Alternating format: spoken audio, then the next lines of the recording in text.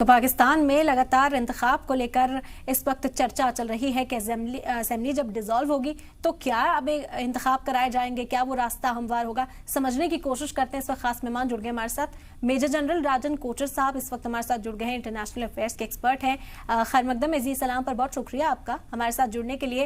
राजन साहब, समझना चाहेंगे, कहा जा रहा है कि असेंबली को डिसॉल्व किया जाएगा, एक स्ट्रैटेजी के तौर पर ही शहबाज शरीफ इस तरह की तजवीज़ पेश करें, आगे की सूरत हाल कैसे समझें? देखिए, ये एक बहुत ही इम्पोर्टेंट डेवलपमेंट है कि आज डिसोल्यूशन ऑफ असेंबली अनाउंस हुआ है कि अगस्त 9 को होगा। ये असेंबली अपना नॉर्मल टेन्योर 12 अगस्त तक है, पर इसमें कॉन्स्टिट्यूशन में प्रोविजन है कि अगर ये पहले अनाउंस हो जाता है तो इलेक्शन आप 90 डेज के अंदर कर सकते हैं। तो और इसको प्रेसिडेंट इसको रोक भी नहीं सकता 48 आवर्स से ज्यादा। तो इसीलिए अभी हमको मान के चलना होगा कि पाकिस्तान में नवंबर में इलेक्शंस होंगे।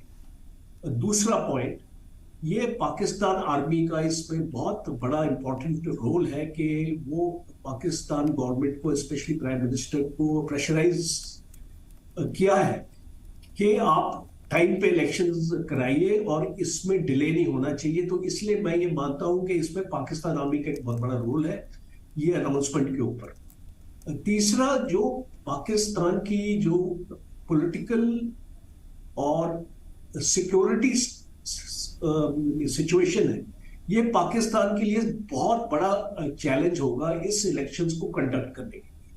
और मैं इसलिए बोलता हूं क्योंकि तहरीक तालिबान पाकिस्तान के, अगर आप देखें, जुलाई के महीने में ही तकरीबन 60 अटैक्स हो चुके हैं। और अभी जो आईएसआई खुरासन, जो एक इस्लामिक स्टेट खुरासन है, वो भी एक्टिव हो गया। हमने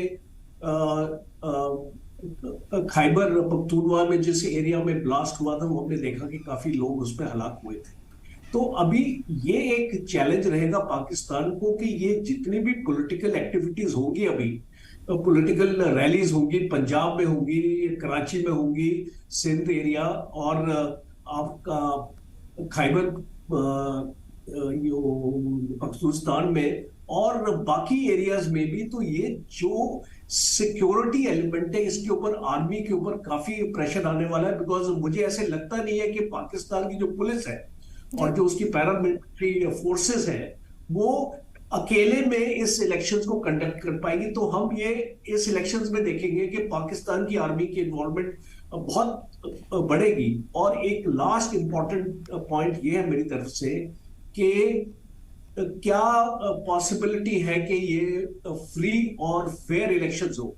क्योंकि आज तक अगर आप पाकिस्तान के इतिहास में अगर आप जाएं तो एक भी इलेक्शन हमने ऐसा नहीं देखा है जो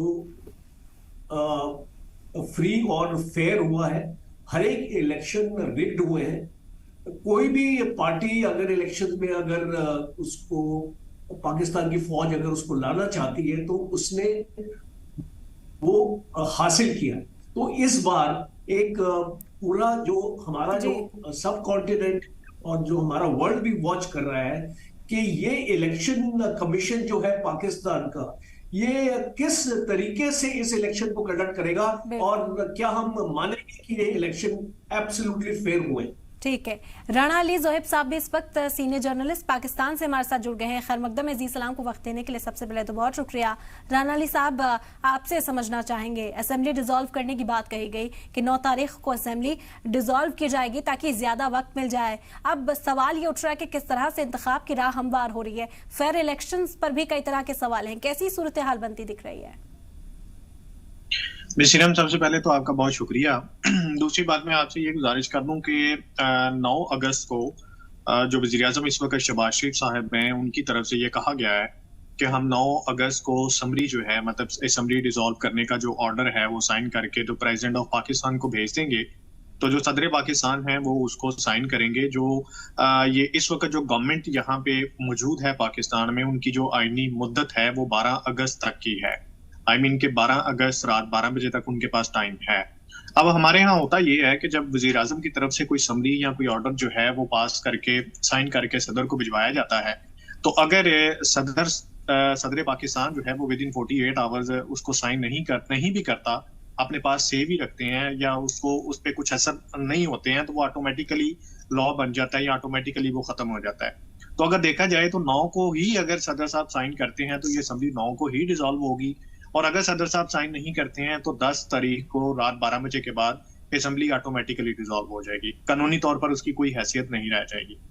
अब आ जाते हैं इंतखाबात की तरफ।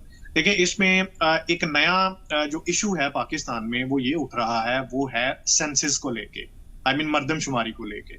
अब यहाँ पे जब ये हुकूमत खत्म होने वाली है तो इस वक्त एक नया शोशा छोड़ दिया गया है कि पाकिस्तान में जो डिजिटल मर्दमशुमारी है जो पिछले कुछ 6 माह से जारी थी, उसके जो नताइज हैं उसके ऊपर इलेक्शन करवाया जाए। मतलब कि पुरानी मर्दमशुमारी पे करवाया जाए या नई पे करवाया जाए। अब अगर नई मर्दमशुमारी के पर इलेक्शन करवाना है तो उसके लिए सीसीआई की मीटिंग होना जरूरी है।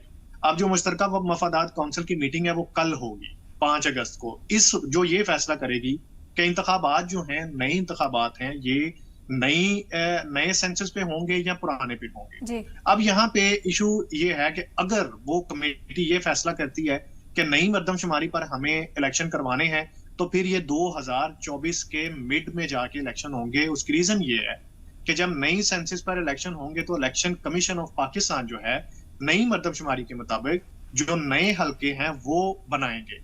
नए हलके बनाने के लिए कानूनी तौर पर इलेक्शन कमीशन को 3 माह का टाइम चाहिए होता है। एक तो उनके पास 3 माह का टाइम आईनी आ गया, कानूनी तौर पर आ गया, दूसरा उनके पास टाइम अगले 3 माह का आई मीन सेंसस की वजह से आ गया, मर्दमशुमारी की वजह से आ गया। अब यहाँ इशू ये है कि अगर वो डेट टू डेट और बड़े नेक टू नेक भी चलें, तो अगर ये फैसला होता है कि नई मर्दमशुमारी पर करना है तो फिर ये फरवरी या मार्च 2024 में इलेक्शन होते हैं, वो भी अगर नेक टू नेक दिन रात मेहनत करके काम करके इलेक्शन कमीशन ऑफ पाकिस्तान नई हल्का बंदियां अनाउंस करे। लेकिन जैसा कि आप ये देख लें कि इस वक्त जो पंजाब है, मतलब कि जो सूबा पंजाब पाकिस्तान का और केपीके, इनमें केयर टेकर गवर्नमेंट जो है वो चल रही है, लेकिन जो कानूनी और आईनी इसकी मुद्दत है वो 3 माह की होती है। लेकिन इस वक्त पंजाब में जो टाइम है वो 6 माह से भी ऊपर जा चुका है और लग ये रहा है कि ये अगले 6 माह भी आगे चलेगा। तो ये हमें जो नेशनल असेंबली के हमारे इलेक्शंस हैं, जो एक जनरल इलेक्शन आप पूरे पाकिस्तान में कह सकते हैं, ये बड़ी भी छलांग लगा के हुए तो ये 2024 का एंड या 2025 का स्टार्ट हो सकता है। उससे पहले तो मुमकिन ही नहीं है, पॉसिबल ही नहीं है, क्योंकि पाकिस्तान में अभी तक, अब आप यहीं से अंदाजा लगा लें कि 9 तारीख को असेंबली डिसॉल्व होने जा रही है, लेकिन पाकिस्तान में इलेक्शन की कोई भी किसी भी किस्म की कोई मूवमेंट, कोई कुछ भी नजर नहीं आ रहा है, माहौल ही नहीं है इलेक्शन का।